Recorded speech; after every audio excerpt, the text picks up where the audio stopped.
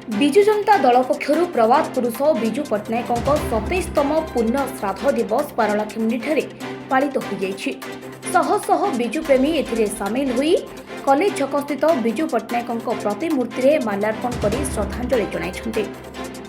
एही अवसर में विजु बाबू स्मरण उद्देश्य आयोजित एक आलोचना चक्र में बहु मान्यगण्य व्यक्ति माने जोगदी मुख्यमंत्री नवीन पट्टनायक आह्वान में सामिल हुई नवीन ओडिशा गठन पर शपथ नहीं।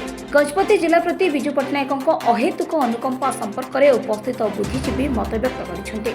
पारलामाटी और महाराजा कृष्णचंद्र गजपति परिवार सह विजुबाबू परिवार संपर्क को स्मरण करते।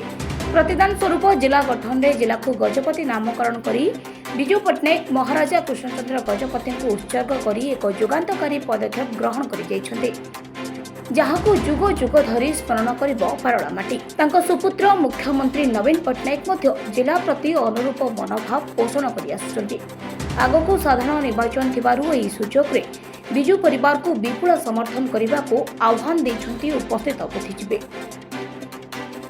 महाजननायक प्रभात पुरुष विजु पट्टनायक आज 27तम तिरोधान उपलक्षे आज समस्ते कलेज छक विजु प्रेमी कर्मी मैंने समस्ते आसिक पुष्पमाल्य अर्पण कले।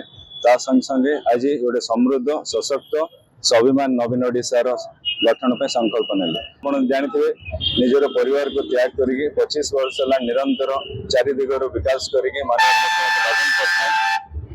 उन्नति गति विकास गति आमको आगु नहीं चलती।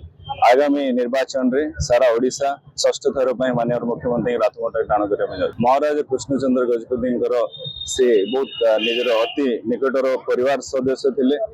जिते गोटे बड़ इंडस्ट्री करने आसला बेले आमर महाराज ही साहाय्य करते। सब परिवार को महाराज परिवार सहित गोटे घनिष्ठ संबंध